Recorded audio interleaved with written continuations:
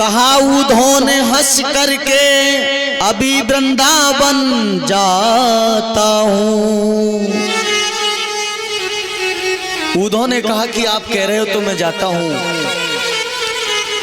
लेकिन बहुत जल्दी लौट करके आ जाऊंगा। भगवान ने कहा पहले जाओ। चले मथुरा से जब कुछ दूर वृंदावन नजर आया, वहीं से प्रेम ने अपना अनोखा रंग दर्शाया। उधो जब वृंदावन में प्रवेश करते हैं, रथ को लेकर के वृंदावन में जब प्रवेश किया है, आहा, चले मथुरा से जब कुछ दूर वृंदावन नजर आया और वहीं से प्रेम ने अपना अनोखा रंग दिखलाया।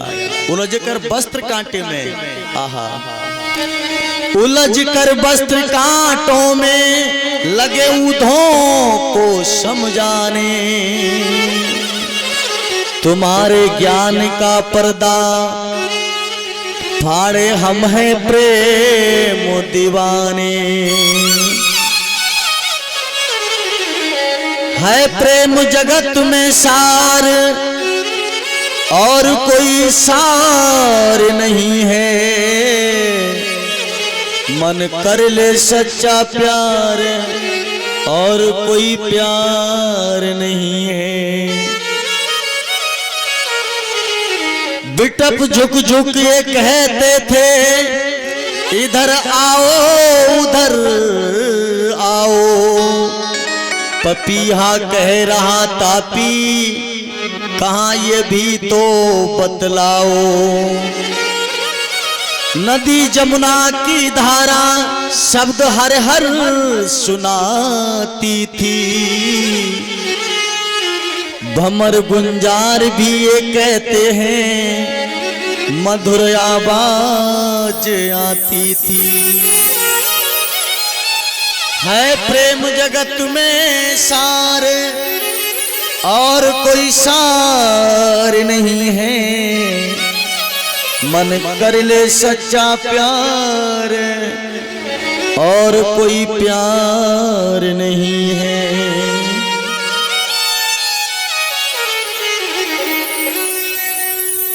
आज उधो जब वृंदावन में आए तो कांटे उलझ करके उधों के लगने लगे। कांटे अपनी भाषा में समझा रहे हैं, उधों ब्रज में जाओगे तुम डूब जाओगे, अब भी लौट जाओ, कुछ बिगड़ा नहीं है। लेकिन कांटों की बात उधों नहीं समझ पाए। उधो थोड़े से और आगे वृंदावन में जब बढ़े तो सब सखा भगवान के इंतजार कर रहे थे कि लाला कह गए हो है तो एक दिन आवेगो जरूर।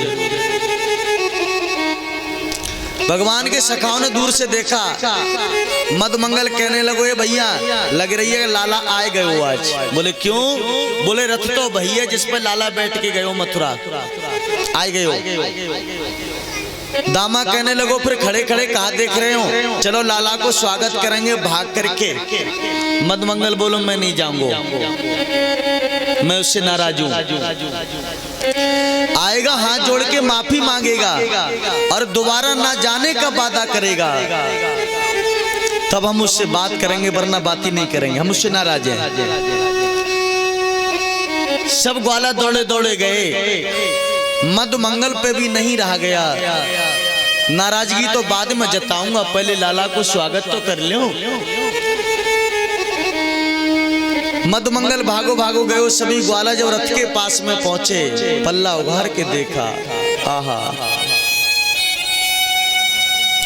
सारे अरमान धूल हो गए उधों के। सब ग्वालों के सारे अरमान धूल हो गए।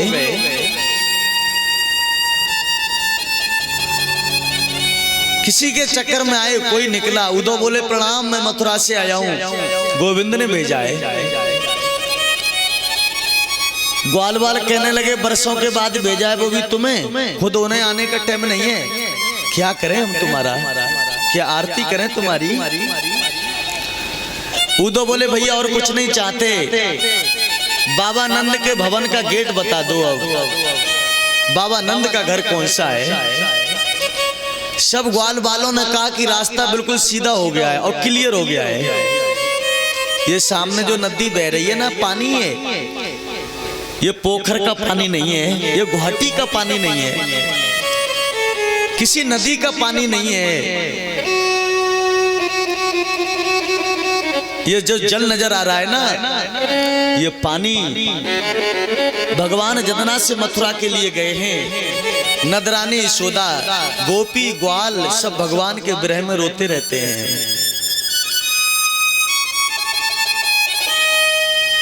सब विरह में रो रहे हैं और उनके आंसुओं की ये नदी बह रही है।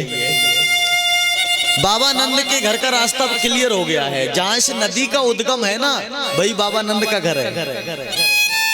लाला के प्रेम में मैया रोती रहती है। मैया के आंसुओं से ये नदी प्रकट हुई है। उधर सीधी चले गए। मैया की श्रवण शक्ति भी कम हो गई और आंखों से भी मैया को कम दिख रहा है। उदो पास में आए मैया, और मैया नहीं सुन पाई। उदो जोर से बोले, मैया मैं उद्धव वृंदावन से आया हूँ। मैया बोले, धीरे बोल, धीरे बोल, मेरो लाला पालना में सो रहो, जाग जाएगो। कबू चंदा को रूठे, कबू बहू को रूठे मेरो लाला। उद्धव कहने लगे, मैया तेरे लाला तो मथुरा के राजा है गए हैं। ना ना ना, मेरो लाला मोह छोड़ के कहूं नहीं जाए। मैया पागल सी हो गई है लाला के ब्रह में।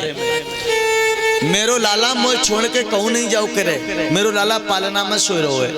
उद्धव बोले, मैया चलिए संग में दर्शन करेंगे ने।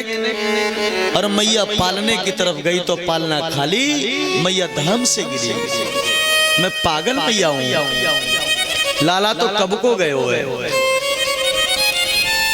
कोई माँ का बच्चा विदेश चला जाए और उसका बच्चा नहीं आए, उसका साथी आ जाए ना, और माँ के बच्चे का समाचार सुनाए आके कभी, तो माँ को ऐसा लगता है ये मेरा ही बच्चा आया है, मेरे लाला को समाचार दे रहे है। भगवान नहीं पहुंचे, उद्धव पहुंचे। नदरानी यशोदा ने सोचा मेरे लाला ने भेजो है। उद्धव बोले, मैया तुम्हारे लाला ने मुझे भेजो तुम्हारे पास। मैया ने कि बैठ जा। बाबा भी आ गए। रात्रि हो गई। जब रात हो गई तो उद्धव वहीं रुक गए। अब मैया भी रो रही है, बाबा भी रोते हैं। उद्धव से कहा कुछ खाओगे? बोले नहीं, कुछ नहीं खाएंगे। तो बाबा नंद कहने लगे उद्धव से, उद्धव वसुदेव तो ठीक हैं? बोले बहुत अच्छे हैं। अच्छा देवकी कैसी हैं? बोले वो भी बहुत अच्छे हैं। महाराज उग्रसेन कैसे हैं? बोले वो भी बहुत बढ़िया हैं। क्योंकि बाबा नंद ने सोचा अगर मैंने डायरेक्ट लाला को पूछा तो किसी दूसरे का हालचाल नहीं पूछ पाऊंगा, मैं रो जाऊंगा।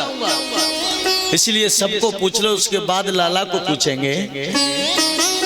मथुरावासी सब ठीक तो हैं? उद्धव बोले सब बहुत अच्छे हैं।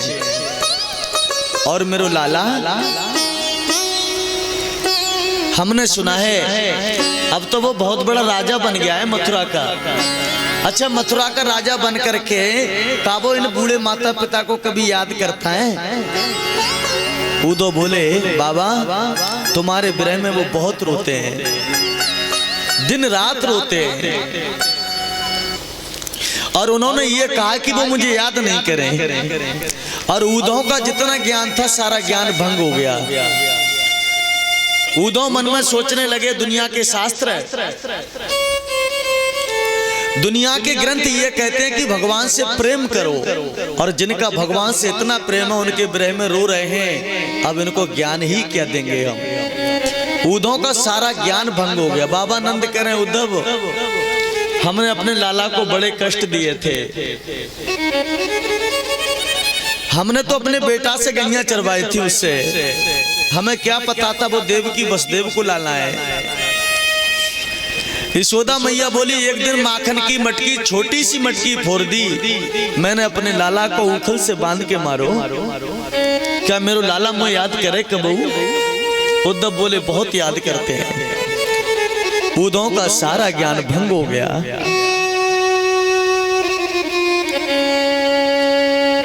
सुबह हुआ, उद्धव वहां से चले तो गोपियां जमुना में जल भरने आई हैं। तो जल की मटकी रख दी पहाड़ पे, सब आपस में चर्चा कर रही हैं। ललता बोली, अरे बहन विशाखा, रात शाम मेरे सपने में आए तो मेरी मटकी फोड़ रहे थे वो। ललता बोली, बहन मेरे भी सपने में आए तो मेरे चीर चुरा रहे थे। सब अपनी अपनी कह रही हैं। उद्धव वहीं रथ लेकर के पहुंच गए। गोपियां अपनी चर्चा में व्यस्त हैं और घड़ा सबके रखे हैं। अब पता ही नहीं हम आए किस लिए हैं। गोपियां आपस में चर्चा कर रही हैं। कोई कह रही है कि हमारी मटकी तोड़ी है, कोई कह रही है हमारा माखन खा रहे थे हमारे सपने में। राधा बोली, तुम सब बहुत भाग्यशाली हो, कम से कम तुम्हारे सपने में तो आते हैं, लेकिन हमसे बात करो। जिस दिन से श्याम सुंदर मथुरा के लिए गए हैं ना, हमारी बैर निद्रा उन्हीं के साथ चली गई है। हमको सपना ही नहीं होता, हमको नींद ही नहीं आती है, तो सपना कहां से आएगा? तुम्हारे कम से कम सपने में तो आ जाता है। तब तक उद्धव पहुंच गए। मैंने समझा तुम्हारे लिए, तुम जिसके प्रेम में पागल रहती हो ना, तुम्हारा मन भटक रहा है, और जिसके तक के चक्कर में तुम पागल हो वो छलिया है, छलता है, उल्लू का डबल उल्लू बनाता है और चला जाता है। छोड़ो उसे। क्या उसका नाम ले रही हो? गोपियां बोली, कौन हो तुम? उद्धव बोले, प्रणाम, मैं मथुरा से आया हूँ, मेरा नाम उद्धव है, मुझे गोविंद ने भेजा है,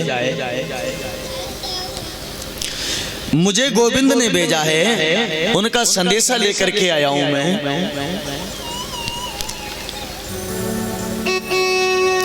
कहा घनश्याम ने ये बढ़कर कि मैं मथुरा से आया हूं, सुनाता हूं संदेशा शाम का जो साथ लाया हूं। कहा कि मैं श्याम का संदेश वाहक बन के आया हूं, तुम्हें संदेशा लाया हूं। तुम्हारा मन उसके चक्कर में भटक रहा है, वो बड़ा छलिया है, छलता और चला जाता है। छोड़ो उसे। जो तुम्हारा मन उसके चक्कर में भटक रहा है ना, इसी मन को ब्रह्म में लगाइए। गोपियां बोली, कौन ब्रह्म?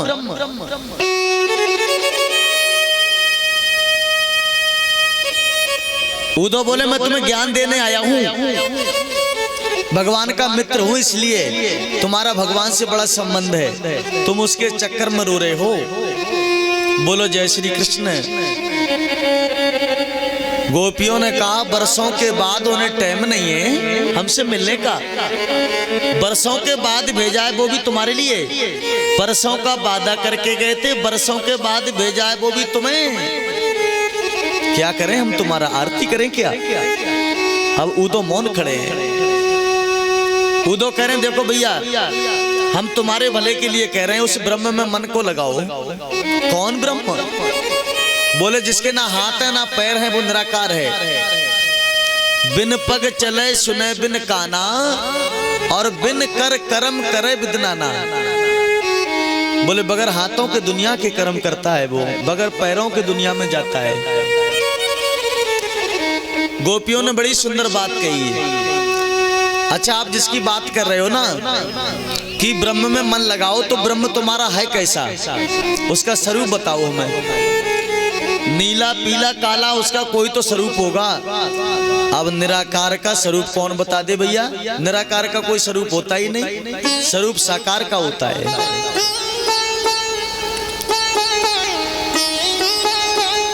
उद्धव ने कहा, भाई जिसके हाथ नहीं है, इसके पैर नहीं है। गोपियों ने बड़ा सुंदर जवाब दिया, अगर उसके हाथ नहीं थे तो उसने हमारी मटकी में से माखन निकाल के कैसे खायो?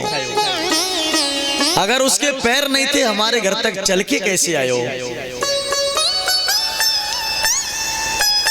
हम अपने श्याम के बारे में जानते हैं, वो काली कमली रखता है, गैयों से प्रेम करता है, हम सबसे प्रेम करता है, बंसी रखता है।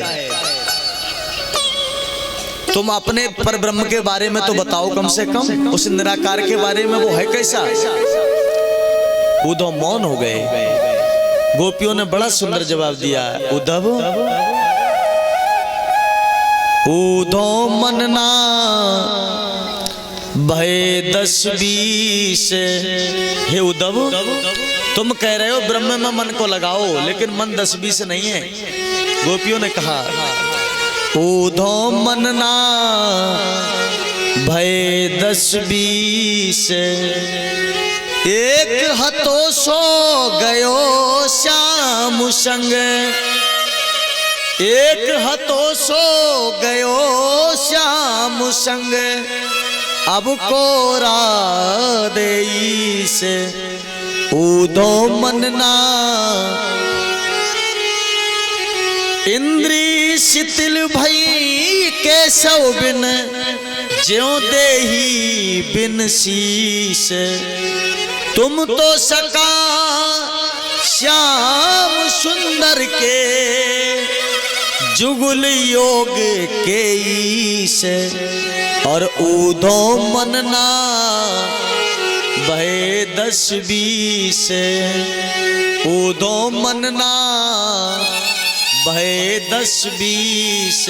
उद्धव, एक मन था वो श्याम के साथ चला गया, अब दूसरा मन तुम्हारे उस ब्रह्म के लिए कहां से लाएं? और गोपियों ने कहा ये तो प्रेम की बात है ऊधो, और बंदगी तेरे बस की नहीं है। ये तो प्रेम की बात है ऊधो, बंदगी तेरे बस की नहीं है। ये तो प्रेम की बात है ऊधो, बंदगी तेरे बस की नहीं है। ये तो प्रेम की बात है ऊधो, ये बंदगी तेरे बस की नहीं है। तो प्रेम की बात है ऊधो, बंदगी तेरे बस की नहीं है। ये तो प्रेम की बात है ऊधो।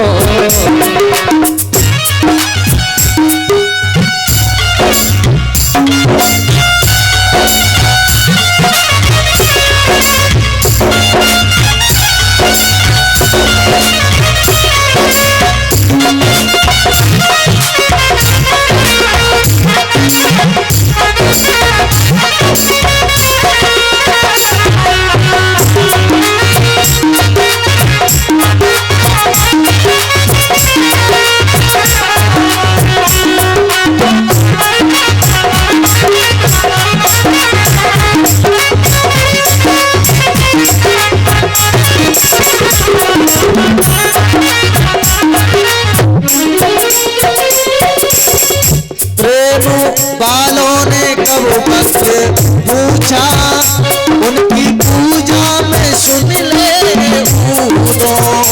प्रेम वालों ने कब तक पूछा, उनकी पूजा में सुन ले ऊधो।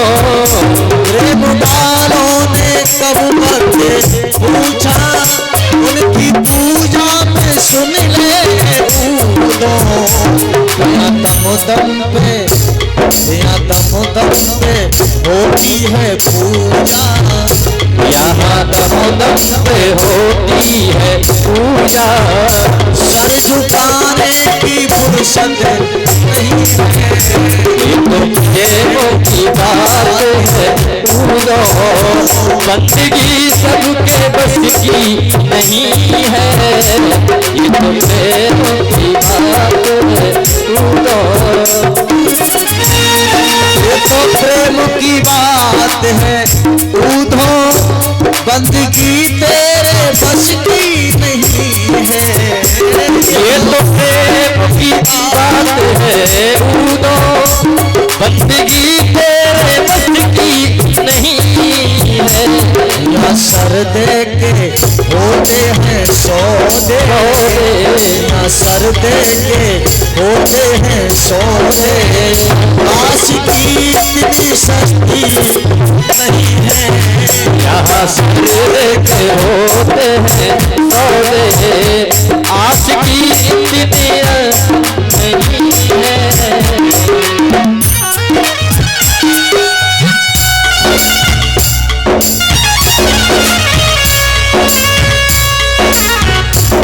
हरी बोल।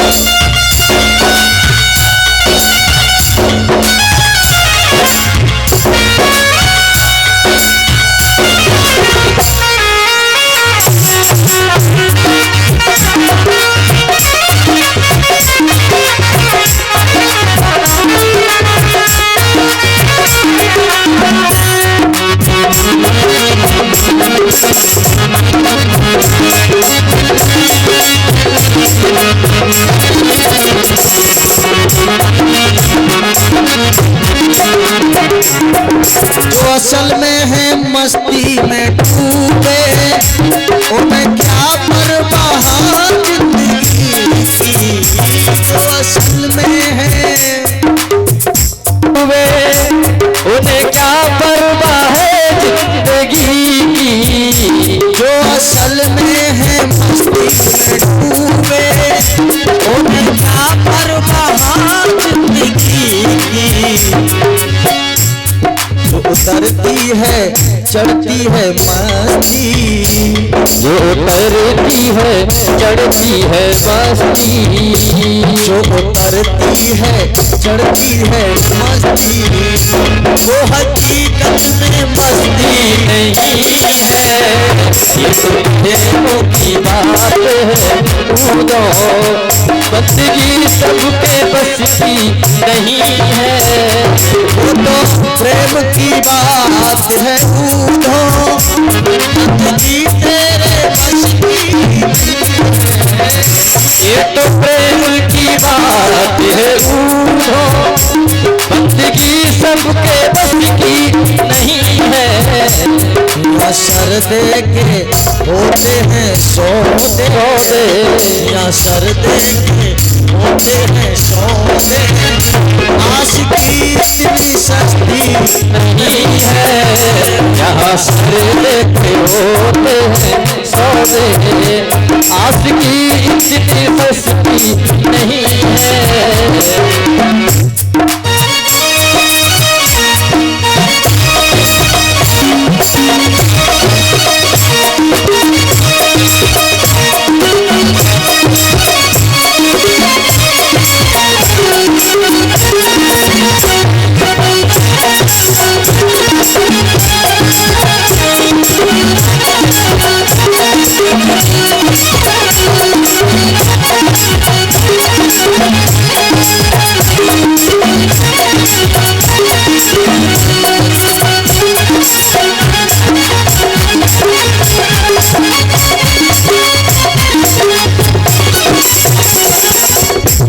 जिनकी नजरों में है श्याम प्यारे, वो तो रहते हैं जग से निराले।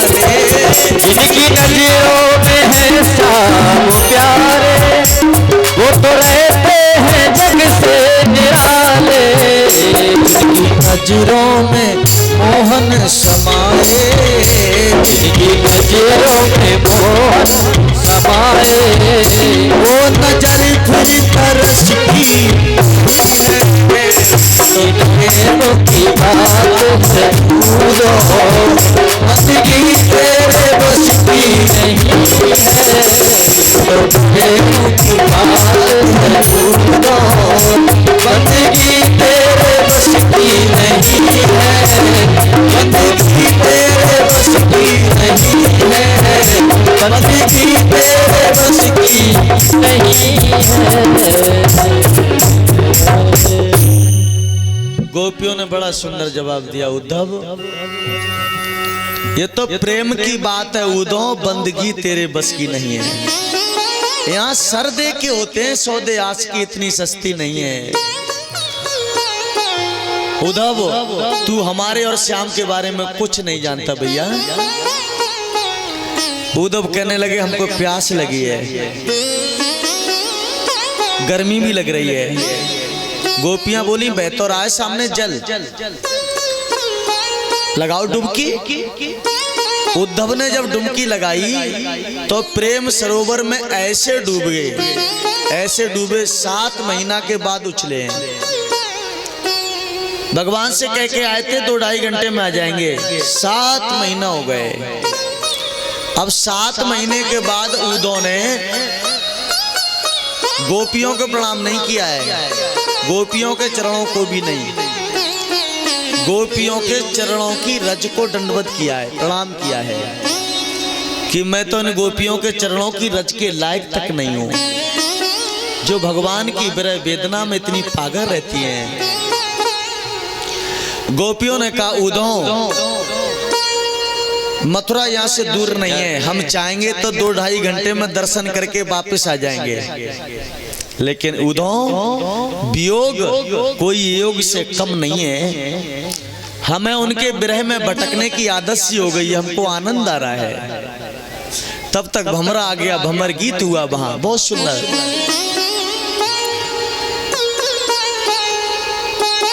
हमें उनके विरह में भटकने में ही आनंद की अनुभूति हो रही है। उद्धव चल दिए, गोपियों ने कहा जाओ।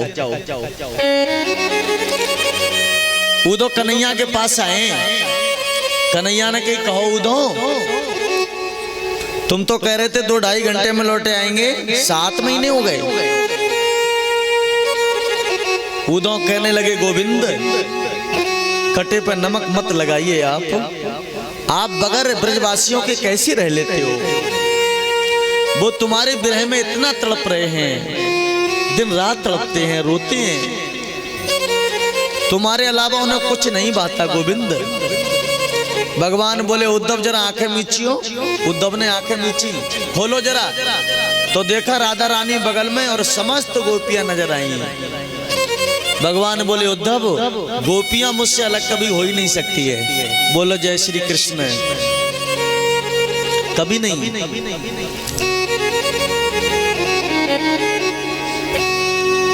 भगवान ने कंस का वध किया।